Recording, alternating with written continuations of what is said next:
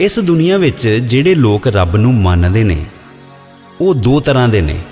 एक वो जिहड़े ये मनदे हन कि रब ने सानू बनाया है ते आप वो दूर किते सतवें आसमान ते रहिंदा है, जिवें किसी मूर्तिकार ने मूर्ति बना के वखरी रख दिती होवे ते आप किते दूर जाके रह रहा होवे। दूसरे वो लोग ने जिहड़े ये मनदे ने कि रब साडे अंदर रहिंदा है, जिवें किसी बर्तन दे विच पानी पाया होवे। पर दोवें तरह दे लोग एक गल ते बिल्कुल सहमत ने कि रब एक वखरी चीज़ है ते असीं एक वखरी चीज़ हाँ। गुरु नानक ने बिल्कुल वखरी गल कीती है। वो कहंदे हन एक ओंकार बहुत वड्डी ते बहुत गहरी गल। पर साडे विद्वानां ने इसदा ये अर्थ करके कि रब एक है, इसनूं बहुत छोटा कर दिता है।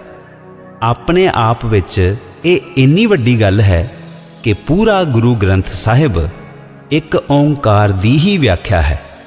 एक ओंकार ये तिन्ना चीज़ां दा मेल है।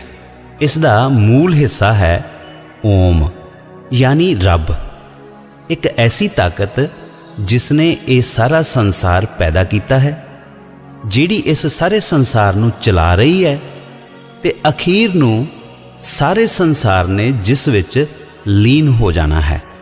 इसका दूसरा हिस्सा है आकार, इस दुनिया का वो हिस्सा जिसका कोई आकार है, जिहड़ा सानू दिखाई दिंदा है। मनुख, पशु पंछी, धरती, सूरज, चन्न, तारे, पूरा ब्रह्मंड, इस विच दिसन वाली हर चीज़ आकार है। जिस ताकत नूं असीं परमात्मा कहंदे हां, उहदे दो रूप ने। एक है निराकार, रब दा ये रूप क्योंकि दिखाई नहीं दिंदा, इसलिए इसनूं कहा जाता है निरंकार, अर्थात जिसदा कोई आकार नहीं है। रब दा दूसरा रूप है साकार रूप, वो रूप जिहड़ा सानू दिखाई दिंदा है।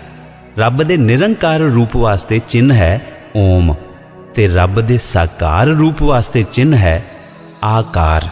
ते इन्हां दोवां दा आपस दे विच जो संबंध है वो है एक ओंकार दा तीसरा हिस्सा एका, अर्थात रब ते उस द्वारा बनाई हुई ये दुनिया एक ही चीज़ है।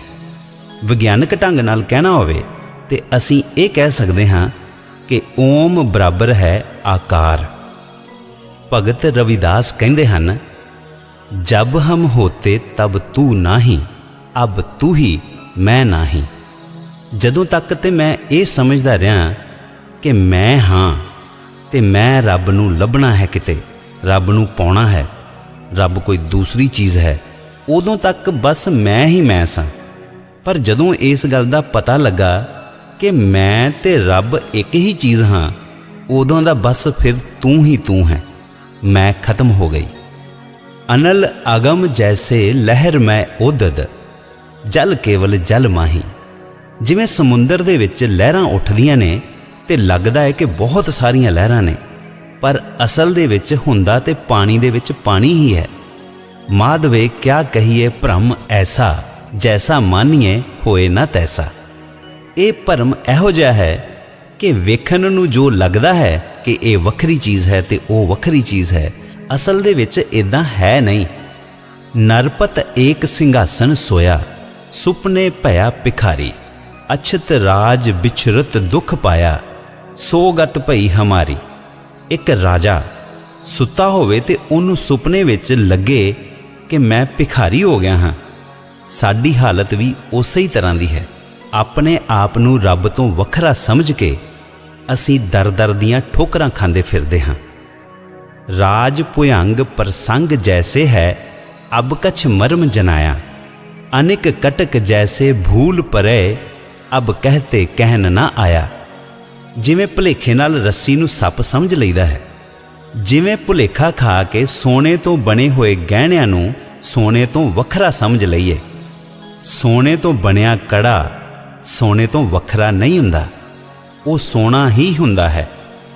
सर्बै एक अनेकै स्वामी, सब कट भोगवै सोई, कह रविदास हाथ पै नेरै, सहजे होए सो होई।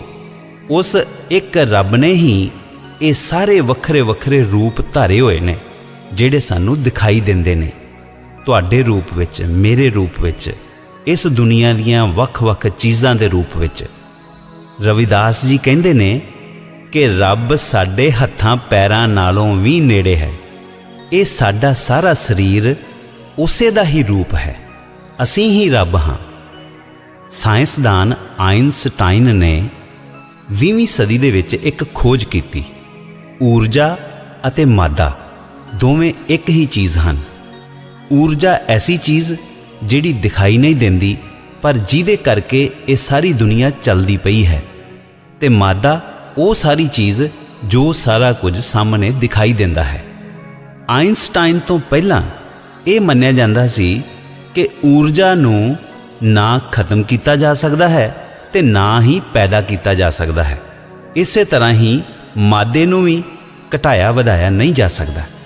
पर आइनस्टाइन ने 20वीं सदी दे विच ये गल साबित की कि इस दुनिया दे विच दिसन वालियां सारियां चीज़ां ये मादा ऊर्जा दा ही संगना होया रूप है, ते इस मादे नूं ऊर्जा दे विच बदलिया जा सकता है। उसकी बहुत ही मशहूर समीकरण है E बराबर है mc वर्ग। E का मतलब है एनर्जी, ऊर्जा, M का मतलब है मादा। इसे फार्मूले के आधार पर अज दुनिया दे विच अनेकां ही परमाणु ऊर्जा के कारखाने लगे हुए हैं, जिहदे विच मादे नूं ऊर्जा दे विच बदलिया जाता है। जिहड़ी गल तक पहुँचण लई साइंस ने पता नहीं किन्ने पापड़ वेले, किन्नियां थ्योरियां आईयां, किन्ने तजर्बे होए। उस गल नूं आइनस्टाइन तो 500 साल पहलां 15वीं सदी दे विच बाबे नानक ने सहज सुभाਅ ही कह दिता, एक ओंकार। इस दुनिया नूं चलाउण वाली ताकत ते इस दुनिया विच दिसन वाली हर चीज़ एक ही गल है। ये दो वखरियां वखरियां चीज़ां नहीं हन। जिवें सोने तो बनिया कड़ा सोना ही है, जिवें समुंदर दे विच उठी लहर समुंदर ही है, इसे तरह रब तो बनी संसार दी हर चीज़ रब ही है। आवाज़ अते विचार सरबजीत सिंह। अजिहे होर विचारां लई सबसक्राइब करो।